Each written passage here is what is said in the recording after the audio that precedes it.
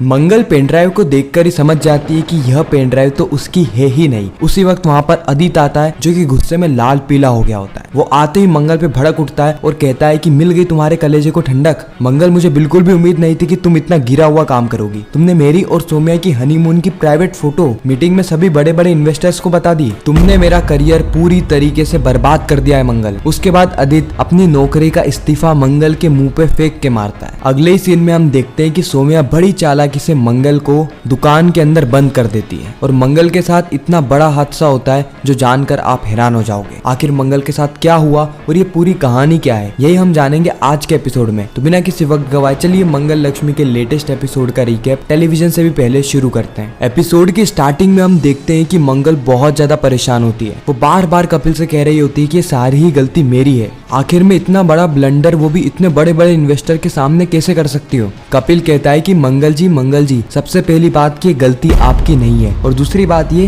कि गलती हुई भी नहीं है। इन्वेस्टर को आपका प्रेजेंटेशन बहुत ही बढ़िया लगा और उन्होंने कहा भी तो है कि वो इसके बारे में विचार करेंगे और वो तो मुंह पर हमारी तारीफ करके गए, तो इसमें प्रॉब्लम क्या है। और रही बात गलती की, तो गलती आपकी बिल्कुल भी नहीं है। गलती है तो सिर्फ और सिर्फ अदित सक्सेना की। आपके पास तो बैकअप भी था ना। मिस्टर सक्सेना ने अपना काम बहुत ही ज्यादा लापरवाही के साथ किया है, लेकिन फिर भी आपने उन्हें बचा लिया। मुझे एक बात समझ में नहीं आ रही कि आप बार बार उन्हें बचा क्यों रहे। हमें हमारी कंपनी चलानी है, कोई छोटी मोटी दुकान नहीं। और पता है मंगल जी, आपकी सबसे बड़ी प्रॉब्लम क्या है कि आप सबका काम भी अपने सर पे ले लेती है और साथ ही सबकी गलती भी। आपको एक अच्छा एंटरप्रेन्योर बनना होगा। उसी वक्त कपिल का एक अर्जेंट कॉल आ जाता है जिसके चलते वह कैबिन से बाहर चला जाता है। ईश्वर मंगल अभी भी परेशान होती है क्योंकि यह मीटिंग उसकी लाइफ के लिए बहुत ज्यादा इंपॉर्टेंट थी, क्योंकि अगर इन्वेस्टर ने कंपनी में इन्वेस्ट नहीं किया तो मंगल को लोन लेने में अभी भी दिक्कत आ सकती है। इसलिए मंगल यहाँ पर बहुत ज्यादा परेशान होती है। उसी वक्त वहाँ पर प्यून आता है जो कि मंगल का सारा ही सामान कॉन्फ्रेंस रूम से उठा के उसके कैबिन में रख देता है। उसी वक्त मंगल की नजर पड़ती है पेनड्राइव पे। मंगल कहती है कि एक मिनट भैया, ये पेनड्राइव तो मेरी है ही नहीं। मेरी पेनड्राइव पे तो ओम का निशान बना होता है ना। उसी वक्त प्यून कहता है कि मैम जो भी सारी चीजें कॉन्फ्रेंस रूम में रखी हुई थी वो सारी चीजें मैं लेकर आ गया, तो वहाँ पर ये पेनड्राइव थी और सब कह रहे थे कि यह पेनड्राइव आपकी ही है। इतना कहकर प्यून चला जाता है और मंगल सोच में पड़ जाती है कि यह पेनड्राइव आखिर चेंज कैसे हो गई, किसने बदली करी है ये पेनड्राइव। उसी वक्त वहाँ पर गुस्से से लाल पीला होकर अदित आ रहा होता है। अदित मंगल के कैबिन में बिना पूछे घुस जाता है और कहता है कि मंगल, मिल गई ना तुम्हारे कलेजे को ठंडक। मंगल कहती है कि ये क्या तरीका है मिस्टर सक्सेना, आप ऐसे ही मेरे केबिन में नहीं आ सकते। अदित कहता है कि चुप हो जाओ मंगल,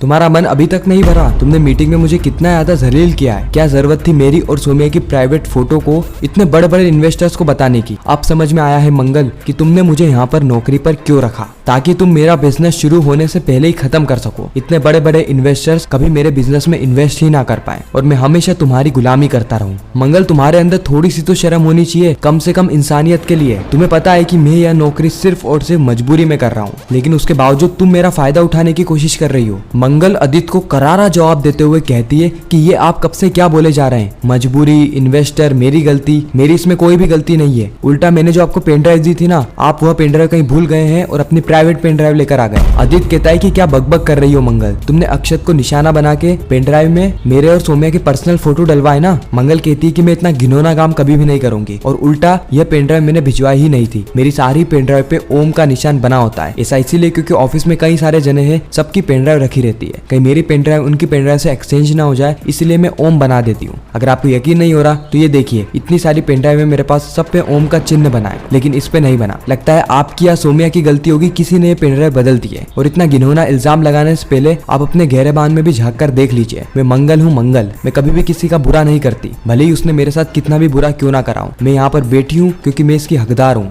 मैंने ये कंपनी पिछले 6 महीने में बहुत मेहनत से खड़ी करी है और मैं नहीं चाहती कि मेरी कंपनी में कोई भी इन्वेस्ट ना करे, और मैं ऐसी गिरी हुई हरकत तो कभी भी नहीं करूंगी। उल्टा मैंने तो आपकी नौकरी बचाई है, नहीं तो कपिल जी आपको नौकरी से धक्के मार कर निकाल देते। और अगर आपको ऐसा लगता है ना कि सारी गलती मेरी है, तो ये दरवाजा खुला है, आप जब चाहे तब नौकरी छोड़कर जा सकते हैं। किसी ने आपको जबरदस्ती यहाँ पर रोका नहीं है। मैं भी यहाँ पर मेरा काम कर रही हूँ और बाकी सभी लोग भी अपना अपना ही काम कर रहे हैं। कोई किसी से बदला निकालने के लिए यहाँ पर नहीं आया है। अदित को यहाँ पे थोड़ा बहुत डाउट होता है कि कहीं मंगल सही तो नहीं कह रही। अगर मंगल सही कह रही होगी तो आखिर ये पेन ड्राइव बदली तो बदली किसने है। इतना कहकर मंगल वहाँ से चली जाती है। अदित का मुंह एकदम उतर जाता है और अदित वहाँ से सीधे घर पे जाता है टेंशन से लथपथ होके, और घर में उसका स्वागत करती है सौम्या। अदित के आते ही सौम्या कहती है कि अदित, तुम्हें टेंशन लेने की कोई भी जरूरत नहीं है। मुझे पता है कि आज तुम्हें ऑफिस में बहुत ज्यादा जलील होना पड़ा होगा उस मंगल के चलते। मुझे तो अभी तक विश्वास नहीं हो रहा है कि वो मंगल इतनी गिरी हुई हरकत कर सकती है, हमारे प्राइवेट हनीमून की फोटो इतने बड़े बड़े इन्वेस्टर्स को बता सकती है। उसने कोई भी कसर नहीं छोड़ी थी और तुम्हें एक तो नौकरी से भी निकाल दिया। मुझे बहुत ज्यादा बुरा लग रहा है आदित्य, लेकिन मैंने 2-3 जनों से बात करी है तुम्हारी जॉब के लिए। तुम टेंशन मत लेना, वहाँ पर कैसे ना कैसे करके तुम्हारी जॉब लग ही जाएगी। आदित्य कहता है कि सौम्या तुम्हें किसने कहा कि मुझे नौकरी से निकाल दिया है? सौम्या कहती व्हाट, तुम्हें नौकरी से नहीं निकाला? तुम तो कह रहे थे ना कि तुमने बहुत बड़ा ब्लंडर कर दिया है। आदित्य कहता है कि हाँ वो तो हुआ था, लेकिन मंगल के लैपटॉप में बैकअप था, इसलिए उसने मीटिंग दे दी और इन्वेस्टर्स को मीटिंग अच्छी भी लगी, बस वाट लगी तो मेरी ही लगी। कपिल ने मुझे आज कितना सुनाया। और मंगल वो मुझ पर इल्जाम लगा रही थी कि मैंने पेन ड्राइव बदली है। वो तो ये भी कह रही थी कि ये पेन ड्राइव उसकी है ही नहीं, उसकी पेन ड्राइव पे ओम लिखा हुआ है। सौम्या कहती है कि आदित्य मंगल की चाल है, वो तुम्हें बार बार ऑफिस में बुला के जलील कर रही है, तुम्हारी सेल्फ रिस्पेक्ट की धज्जियां उड़ा रही है और ये मुझे बिल्कुल भी अच्छा नहीं लग रहा कि कोई मेरे पति को इस तरीके से ट्रीट करे। आदित्य क्या तुम्हें अभी भी वहाँ पर जॉब करना सही लग रहा है? एक बार ठंडे दिमाग से सोचना। आदित्य कहता है कि सौम्या मैं तुम्हें कितनी बार कह चुका हूँ कि मैं जॉब को नहीं छोड़ने वाला और मुझे इस टॉपिक के बारे में और कोई भी बात नहीं करनी है, इसलिए प्लीज मुझे अकेला छोड़ दो। सौम्या मनी मन में सोचती है कि इतना सब कुछ होने के बाद भी उसने आदित्य को नहीं निकाला, जरूर मंगल के दिमाग में कुछ तो चल रहा है, मैं उसे छोड़ूंगी नहीं। हमेशा वो मेरे से 2 कदम आगे कैसे रह जाती है? अगर ऐसे ही चलता रहा ना तो मैं आदित्य को हमेशा के लिए खो दूंगी। नहीं सौम्या, कुछ तो ऐसा करना होगा जिससे कि आदित्य खुद ही इस जॉब को छोड़ दे। जस्ट अगले ही सीन में हम देखते हैं कि कुसुम और प्रतिमा ये दोनों ही आपस में बातचीत कर रहे होते हैं, जहाँ पे कुसुम वापस से प्रतिमा से पूछती है कि क्या आपने उस लड़की से शादी की बात चलाई? प्रतिमा कहती है कहाँ कुसुम जी,